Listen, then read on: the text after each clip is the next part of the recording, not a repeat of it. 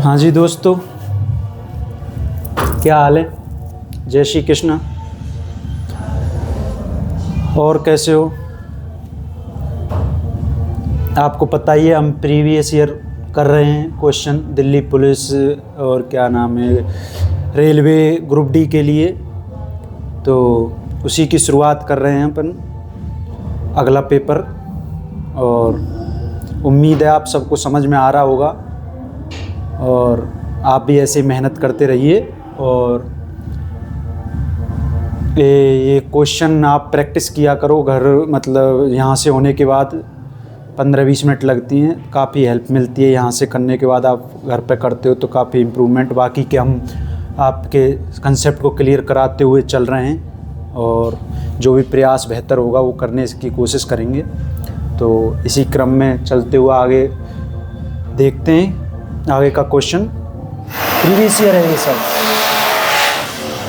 आपको थोड़ी आवाज़ आ सकती है क्योंकि इस स्टूडियो का काम चल रहा है, तो थोड़ा सा डिस्टरबेंस ज़रूर हो सकता है, लेकिन उम्मीद है कि आप इस चीज़ को समझेंगे थोड़ा।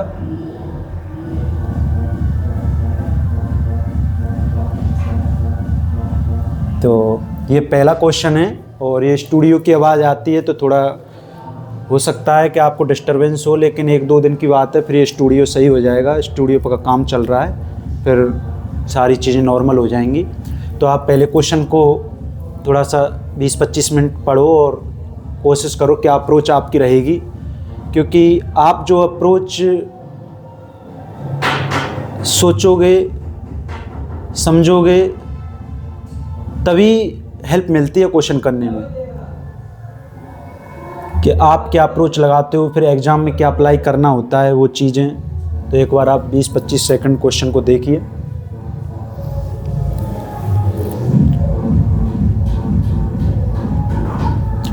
दोस्तों ये क्वेश्चन है कि 18 मीटर और 24 मीटर लंबे 2 तारों को बराबर लंबाई के टुकड़ों में काटा जाना है।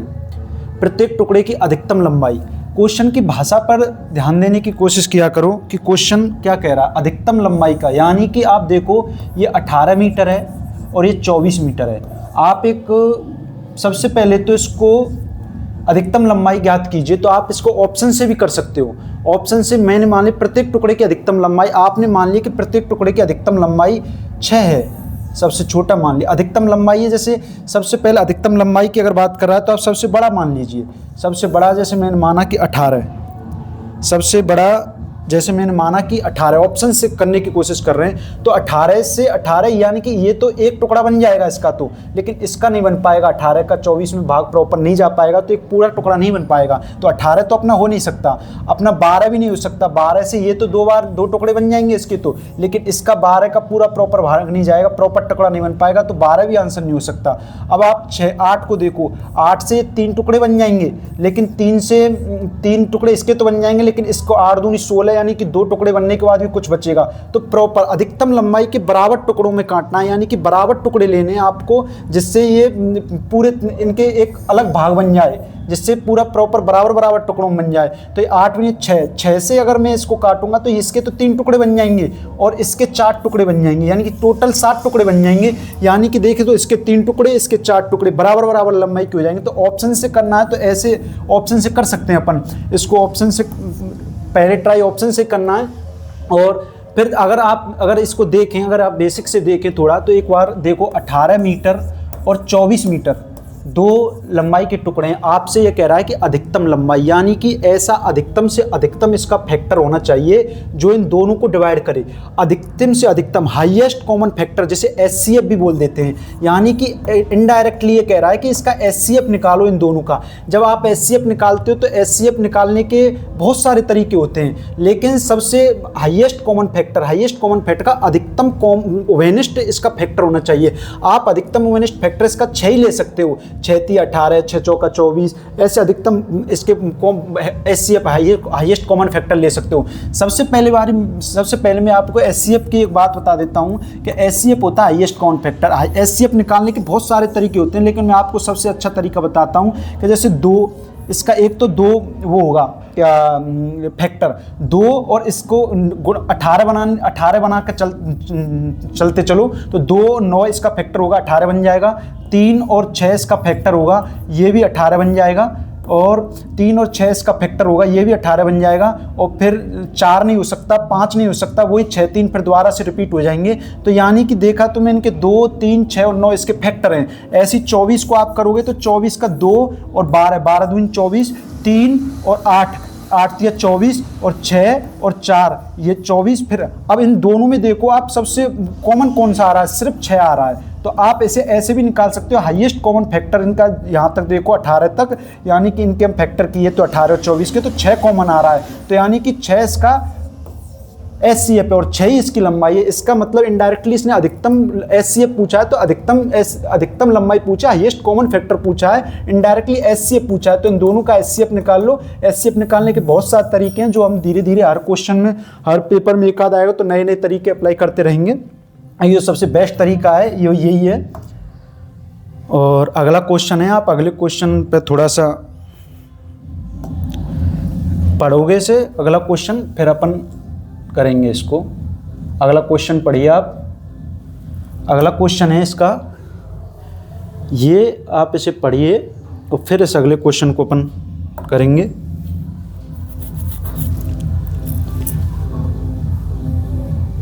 देखो कैलकुलेशन एक ऐसी चीज़ है कि कैलकुलेशन ना तो आप एक दिन में सीख सकते हो, ना किसी के कोई कहने से आपके कैलकुलेशन आ जाए। कैलकुलेशन एक ऐसी चीज़ है कि आप इस पेपर में, इस क्वेश्चन में हम कैलकुलेशन की बात करेंगे, तो ये कैलकुलेशन प्रैक्टिस करने से बार बार आप ही सॉर्ट करते चले जाओगे। ये कैलकुलेशन एक ऐसी चीज़ होती है कि कहते हैं ना कि प्रैक्टिस करने से बार बार प्रैक्टिस करोगे तो आप अपना कहीं ना कहीं खुद ही कैलकुलेशन से बचते चले जाओगे, स्टेप खाना सीख जाओगे और वही शॉर्ट कैलकुलेशन बन जाती है।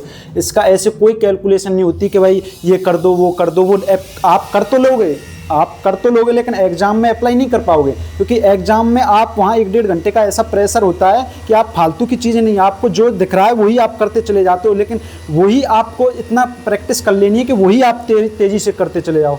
हो सकता है आपको आवाज़ आ रही होगी, इसके लिए हम माफ़ी मांगते हैं, क्योंकि 1-2 दिन का स्टूडियो का काम चल रहा है, तो आप भी थोड़ा इसको हमारे साथ कोऑपरेट करें। देखो 2.5 वर्ष की अवधि के लिए 4.5 वार्षिक दर से 2,52,500 की राशि कितनी होगी यदि राशि का साधारण ब्याज निवेश किया जाता है। यानी कि साधारण ब्याज पे आप निवेश कर रहे हो तो 2.5 वर्ष की अवधि के बाद और 4.5% की जो वार्षिक दर है, रेट है, उसके बाद आपको साधारण ब्याज पर निवेश किया जाता है, तो अमाउंट कितना होगा। देखो एक तो होता है प्रिंसिपल वो होता है जिसे आप, जैसे मुझे किसी को देना है कि इतने रुपए उधार दिए 5% की ब्याज पर, तो जो उधार देते हैं ना, जो उधार लेते हैं वो प्रिंसिपल होता है, और उधार लेने के बाद जो अपना ब्याज सहित जो मिलता है हमें, उसे अमाउंट बोलते हैं। उसे क्या बोलते हैं? अमाउंट बोलते हैं। तो आपको क्या करना है, इसका देखो 2.5 वर्ष है, 2.5 वर्ष को अपन 5/2 लिख सकते हैं, 2.5 वर्ष को अपन 5/2 लिख सकते हैं, और 4.5 वर्ष को यानी कि अपन 9/2 लिख सकते हैं %। आपको एक चीज़ बता दूं मैं कि ये तो 2.5 वर्ष, यानी कि 2.5 वर्ष अगर 4.5% की वार्षिक दर से साधारण ब्याज है, इसलिए अपन मल्टीप्लाई करके दे सकते हैं। लेकिन अगर CI होता, कंपाउंड इंटरेस्ट, तो उसमें जुड़ता जाता है, इंटरेस्ट पे इंटरेस्ट लगता जाता है, तो उसको अपन ऐसे नहीं कर सकते, उसको अपन को अलग से परसेंट निकालनी पड़ती है। लेकिन इसको हम डायरेक्ट गुणा करके निकाल सकते हैं, क्योंकि ये साधारण ब्याज है, सिंपल ब्याज है, सिंपल इंटरेस्ट है। तो 5/2 9/2 यानी 45/4% हो गई। यानी कि हमें इतना पता चल गया कि 45/4% हो गई। 2.5 वर्ष में 4.5% वार्षिक अगर लगाते हैं तो 2.5 वर्ष में 45/4% हो जाती है। लेकिन हमें इसका एक चीज़ तो ये होता है कि 45/4% को आप अगर और सिंप्लीफाई करो, 4 का भाग दोगे तो करीबन 4 11 चौक यानी 11.25% आएगा। एक तो ये आ गया इसका, इसे 11.25%। लेकिन आपको एक चीज़ बता दूं मैं कि 2,52,500 ये है, और इसको आपको निकालना है। तो आप एक तो है कि इसका 45/4% या 11.25% निकाल के फिर उसको ऐड करो, क्योंकि ब्याज निकल के आ जाएगा। ब्याज को आप प्रिंसिपल में ऐड करोगे तो अमाउंट निकल के आ जाएगा, और हमसे पूछा अमाउंट है। लेकिन एक तरीका ये होता है कि आप डायरेक्ट ही इसको, जैसे आपको मैंने कहा 11.25% हो जाएगा, तो 100% तो पहले है, ये 11.25% हो जाएगा, तो 111.25% हो जाएगा। कब? जब आप अमाउंट 111.25%, तो 111.25% आप कर तो लोगे, लेकिन आप मल्टीप्लाई करने में थोड़ी सी दिक्कत आएगी इतनी बड़ी संख्या को, तो आप आंसर तो आ जाएगा इससे, लेकिन मल्टीप्लाई, लेकिन हमें वो चीज़ अप्लाई करनी है जो हम क्वेश्चन पेपर में अप्लाई कर सकते हैं। तो आपको क्या करना है, सबसे पहले आपको 45/4 और परसेंट को नीचे लगा देना है। 100 से ये 100 चला जाएगा, और आपको मैं बता दूं 45 और ये 25 और 45, आपको 45 का 25 से गुणा नहीं करना है, आपको 25 और इंटू 9 इंटू 5, ये सरलता से आप कर लोगे जल्दी। तो 9 पंजे 45, 4 9 दूनी 18, 4 22, 2 9 पंजे 45 और 2 47, 4 और 9 दूनी 18 और 4 22, यानी कि ये आपका आ गया। फिर 5 से गुणा कर दो, ये आप जल्दी स्टेप में तोड़कर, फैक्टर में तोड़कर आप जल्दी से करो। ये आवाज़ की थोड़ी सी दिक्कत है, इसके लिए सॉरी। 5 5 25, 2 5 10 और 2 12, और 5 7 35 और 1 36, 3 और 5 दूनी 10 और 3 13, 1 और 5 दूनी 10 और 3 10 और 1 11, यानी कि ये आ गया। आप इसको 11,036 और 25 को जब 4 से मल्टीप्लाई करोगे तो आपका कहीं ना कहीं 4 दूनी 8 और 4 दूनी 8, 3 बचा 4 8 32, 1 बचा 4 चौका 16, 0 4 6 24 पॉइंट कुछ, यानी कि ये 28,406 पॉइंट कुछ आएगा। अब 28,406 पॉइंट कुछ आएगा तो आपको फिर ये आ गया ब्याज। अब ब्याज को आप इस राशि में ऐड करोगे, 25 25 00 और ये क्या है 0 6 4 8 84 और 2, तो आपको 6 0 5 और 4 9 8 और 2 10 और 5 और 2 7 और 1 8, यानी 2809 6 पॉइंट कुछ आएगा। 2809 6 पॉइंट कुछ ये आएगा। यानी कहने का मतलब ये, आप इसे ऐसे भी 111.25 से भी कर सकते हो, लेकिन आपको वहाँ करना नहीं है क्योंकि आप कैलकुलेशन नहीं कर पाओगे, और कैलकुलेशन करने के लिए आप 45/4 ये करोगे, इससे इस काटोगे, इसे 9 और 5 में तोड़ लोगे तो सरलता से आप मल्टीप्लाई करके इसमें 4 का भाग दे दोगे, जो ब्याज आएगा वो निकल गया। ब्याज को कभी कभी हम ऐसे भी करेंगे क्वेश्चन के कैलकुलेशन के हिसाब से, कैलकुलेशन सर्व पड़ेगी तो हम डायरेक्ट उसका अमाउंट निकाल लेंगे 100% में ऐड करके, और या फिर आपको कभी कभी इंटरेस्ट निकाल के ऐड करना होगा ये कैलकुलेशन। और ये चीज़ आती है आप बार बार प्रैक्टिस करने से आप भी सीखोगे, लेकिन बार बार प्रैक्टिस करने। अब अपन अगला क्वेश्चन करते हैं, और अगला क्वेश्चन आपकी स्क्रीन पर, आप इसे थोड़ा पढ़ें।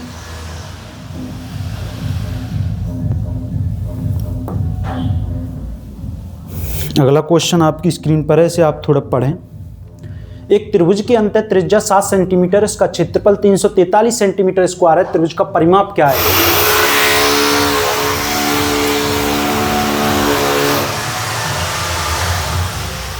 अंतः त्रिज्या 7 सेंटीमीटर। देखो ये एक त्रिभुज होता है,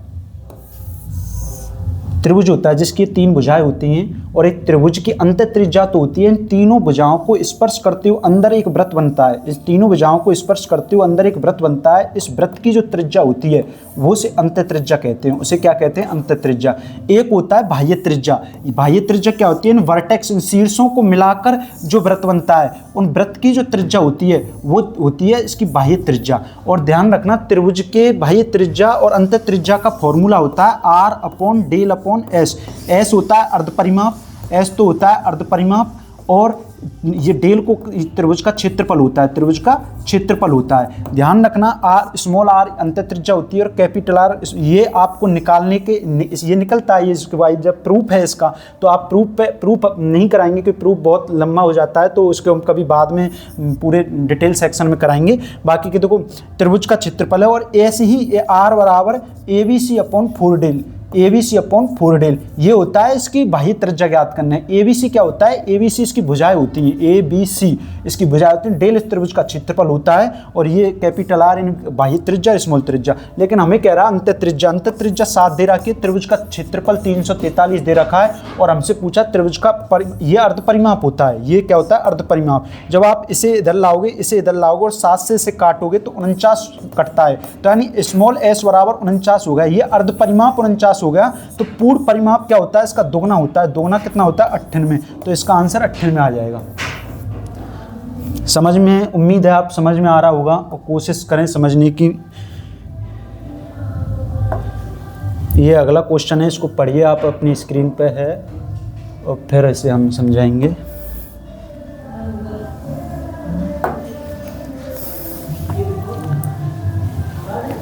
क्वेश्चन को पढ़ने का प्रयास करें और अपनी अप्रोच लगाएं कि हम किस अप्रोच से। बाकी कि मैं आपको देखो, ये थोड़ा सा टाइपिंग मिस्टेक है, आप इसे 1:4 है, ये 1:4 है। देखो, एक व्यक्ति अपनी संपत्ति को इस प्रकार बांटता है कि उसकी पत्नी के हिस्से और उसकी पुत्री के हिस्से का अनुपात, यानी कि उसकी वाइफ और उसकी डॉटर पुत्री के हिस्से का जो अनुपात होता है वो 1:4 है, क्योंकि उसकी पुत्री के हिस्से का अनुपात तथा उसकी पुत्री और उसके बेटे पुत्र सन का हिस्से का अनुपात भी 1:4 है, यानी कि इसका अनुपात भी 1:4 है, इसका अनुपात भी 1:4 है। आपको इस अनुपात को बराबर करना है, अनुपात निकालना है, तो सबसे पहले ध्यान रखना डॉटर है। डॉटर को 1:4 यहाँ तो 4 मिल रहा है डॉटर को, और यहाँ पे डॉटर को 1 मिल रहा है। वहाँ पे तो डॉटर को 4 मिल रहा है और यहाँ पे डॉटर को 1 मिल रहा है। तो इसको बराबर करेंगे तो यहाँ 4 का मल्टीप्लाई कर देंगे, ऐसी संख्या से मल्टीप्लाई करें। यहाँ 4 का, जब यहाँ 4 होता है, यहाँ 3 होता है, तो 3 का इधर गुणा कर लेते 4 का, यानी दोनों जगह डॉटर को बराबर मिलना चाहिए। तो बराबर मिलना चाहिए तो एक यहाँ 4 का मल्टीप्लाई करेंगे नीचे, तो ये भी 4 हो जाएगा, ये भी 4 हो जाएगा, ये 16 हो जाएगा। ये कह रहा है यदि पत्नी को पुत्र से 5,000 कम मिलते हैं, पत्नी को पुत्र से 5,000 कम मिलते हैं, लेकिन इसको 16 मिल रहे हैं, इससे 1 मिल रहा है, कितने कम मिल रहे हैं? 15 कम मिल रहे हैं। और ये कह रहा है 5,000 कम मिल रहे हैं, तो 15 की वैल्यू 5,000 है, 1 की वैल्यू 5,000/15 आएगी। तो आपको निकालना है पूरी संपत्ति 16, 4, 20 और 1, 21, और 21 का मान निकालना है आपको। कितना का मान निकालना है? 5,000/15 × 21। आप 3 से काटोगे 5, 3 से काटोगे 7, 5 से 5 1,000 और 1,000 का 7 यानी 7,000। मैं आपको एक चीज़ समझाना चाहता हूँ कि आप रेशो निकालने का बेस्ट तरीका है रेशो में। तो रेशो निकालने के लिए एक एग्जाम्पल है, ये अलग से मैं आपको एक चीज़ समझाना चाहता हूँ रेशो के बारे में। रेशो के बारे में एक चीज़ है, जैसे आपने मान लिया कि जैसे 4 रेशो हैं, A:B:C:D, और कितने भी हो सकते हैं। तो लेकिन आपको 1:2:3 कितने भी, मतलब 4, 5 कितने भी अनुपात हो सकते हैं। आपको मान लिया कि जैसे आपने मान लिया इसका अनुपात 1:3 है, इसका अनुपात 5:7 है, इसका अनुपात 2:4 है। अब आप इसको कैसे बराबर करोगे, कैसे इस पूरे अनुपात को निकालोगे? तो सबसे बेस्ट तरीका मैं आपको बता रहा हूँ कि जैसे ये अनुपात 3 है और 3 के अनुपात में खाली जगह है, तो 3 के जस्ट साइड वाला जितने भी खाली जगह हैं उनमें उसके जो जस्ट साइड वाला उसको भरते चले जाइए। ये भी 3 आएगा, ये भी 3 आएगा। ये 5:7 है, इधर तो 5 के इधर खाली है, उसके साइड वाला भर देंगे अपन 5, इधर खाली है तो इधर के साइड वाला भर देंगे 7। ऐसे यहाँ से खाली है लेकिन इधर 2 है तो 2 इधर भी 2 भर देंगे, इधर भी 2 भर देंगे, और इनका मल्टीप्लाई कर लेंगे। 5 दूनी 10, 5 दूनी 10 × 1, 2 पंजे 10 × 30, और 7 दूनी 14 तिया 42, और 7 चौका 28, 28 दूनी 56, 28 84। इसे आप 2 से भी काट सकते हो, 2 पंजे 10, 2 से 15 बार, 2 दूनी 4 21 बार, और 2 से 42 बार। आप इसे, अब ये इसका अनुपात आ गया, यानी कि जो साइड में खाली होती है ना उससे भरते जाते हैं। इधर खाली है तो इधर, उधर खाली है तो उधर, और इसका मल्टीप्लाई करते हैं। ये सबसे बेस्ट तरीका, आप कभी नहीं फंसोगे कभी कोई रेशो निकालने के लिए। तो उम्मीद है आपको समझ में आएगा। अगला क्वेश्चन है अपना 5वां क्वेश्चन है, आप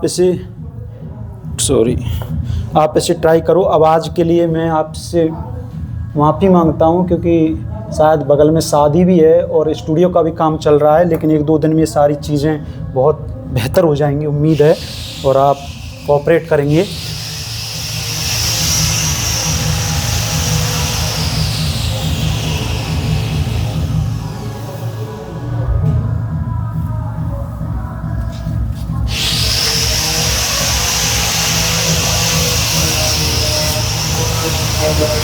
देखो, वह सबसे बड़ी संख्या ज्ञात कीजिए 90, 180 और 240 को पूर्णतः विभाजित करें। पहले नंबर, वह सबसे बड़ी संख्या ज्ञात कीजिए। जब आपको डायरेक्ट पूछा है, जो चीज़ पूछी है और वही ऑप्शन में दे रखी है, तो कोशिश किया करो कि ऑप्शन मेथड लग जाए तो बहुत जल्दी क्वेश्चन हो जाता है। सबसे पहले तो यही अप्रोच होती है कि जो चीज़, लेकिन वो कब लगता है, जो चीज़ आपसे पूछी है और वही चीज़ ऑप्शन में दे रखी है। हो सकता है ऐसे कह देता कि सबसे बड़ी संख्या का 25% का 30% ज्ञात करो, तो वो ऑप्शन से आप नहीं कर सकते, क्योंकि ऑप्शन का 25% 30% नहीं, लेकिन डायरेक्ट पूछा सबसे बड़ी संख्या, और सबसे बड़ी संख्या आपको यहाँ दे रखी है, तो आप ऑप्शन से जा सकते हो। मैंने सबसे बड़ी संख्या 60 मानी, और 60 का मैंने इसमें तो भाग चला जाएगा, इसमें भी चला जाएगा, 90 में नहीं जाएगा, पूर्णतः विभाजित नहीं करेगा। फिर 60 के बाद सबसे बड़ी पूछे, सबसे बड़ी से स्टार्ट किया, फिर 30 पे आ गए, 30 से देखा ये भी जा रही है, ये भी जा रही है, ये भी, तो इसका आंसर 30 हो गया। इसका आंसर क्या हो गया?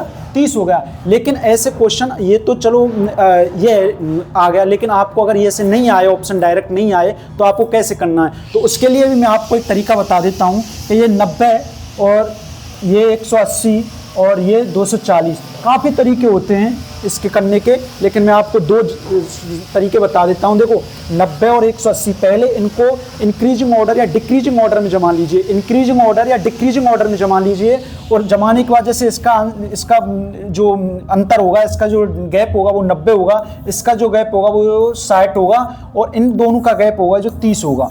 तो यानी कि कहीं ना कहीं या तो 30 होगा या 30 का फैक्टर होगा, 2 हो सकता है, 15 हो सकता है, 30 के जितने भी फैक्टर हैं, 2, 15, 6, 5, तो 30 हो सकता है। तो सबसे बड़ी तो पहले हम 30 से स्टार्ट करेंगे, फिर हम 15 से स्टार्ट करेंगे, फिर हम तो 30, फिर 15, फिर जो भी बड़े बड़े फैक्टर हैं तो उनसे स्टार्ट करेंगे। 30 से स्टार्ट किया, 30 से देखा हमने हो रहा है, तो एक तरीका तो ये है, इंक्रीजिंग और डिक्रीजिंग ऑर्डर में जमाने के बाद आप ऐसे कर लीजिए, आंसर आएगा।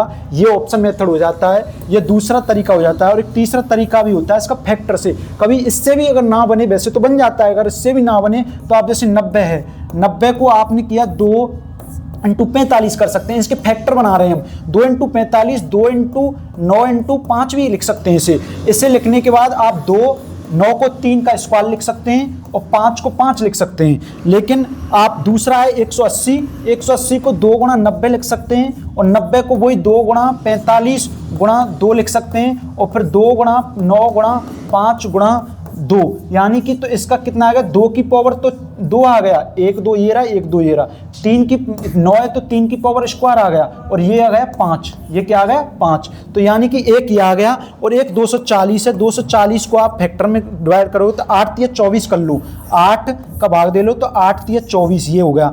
8 को अपन 2 की पावर 3 लिख सकते हैं, और 30 को अपन 3 × 5 × 2 लिख सकते हैं, 5 दूनी 10 × 30 और 30। तो आपको देखो 2 की पावर 3 ये रहा, 2 ये रहा, तो 2 की पावर 4 × 5 × 3, ये हो गया।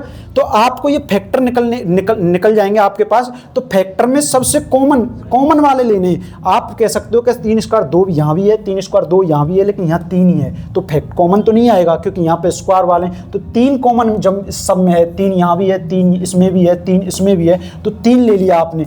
फिर आपने क्या किया? आपने 2 देखा, 2 यहाँ है, यहाँ 2 की स्क्वायर है, यहाँ 2 पर 4 है तो 2 आ गया।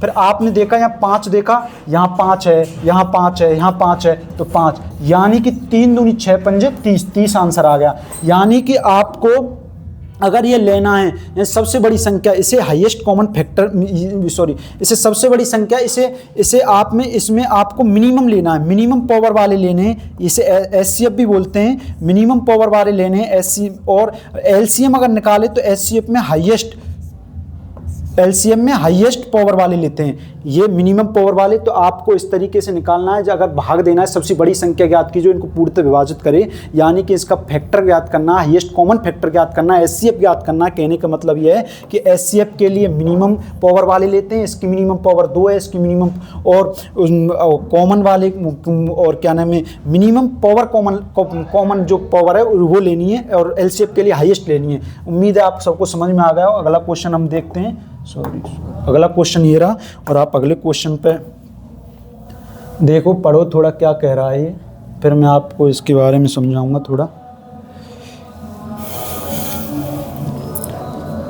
जी दोस्तों, उम्मीद है आपको समझ में आ रहा होगा, और मैं अपनी तरफ से पूरी वही कोशिश करूंगा जो आप एग्ज़ाम में अप्लाई कर सकते हो, एग्ज़ाम में समझ सकते हो, एग्ज़ाम में चीज़ें अप्लाई कर सकते हो, वही चीज़ें होती हैं। देखो, सीखने को हज़ारों तरीके हैं, हमने भी सीखे हैं सारे, आपको धीरे धीरे सारे बता भी देंगे हम, सारे सेटों के माध्यम से, पेपरों के माध्यम से आपको सारे तरीके बता देंगे, लेकिन आपको वो तरीका हम बताएंगे ज़्यादातर, यानी कि वो तरीका आपको ज़्यादा इंपॉर्टेंट लगवाएंगे, इंपॉर्टेंट बताएंगे, जो तरीका पेपर में एग्ज़ाम टाइम पर सोच सकते हो, एग्ज़ाम टाइम पर अप्लाई कर सकते हो। क्योंकि कई बार हमारे को पास टाइम कमी रहती है, एग्ज़ाम का प्रेशर रहता है, तो हम ज़्यादा ट्रिक या ज़्यादा उन चीज़ों में नहीं पढ़ते, हम डायरेक्ट क्वेश्चन करते हैं और डायरेक्ट तरीके। तो उन पर इतना प्रैक्टिस कर लो, उन पर इतना कमांड बना लो कि आपके क्वेश्चन उसी से हो जाएं। तो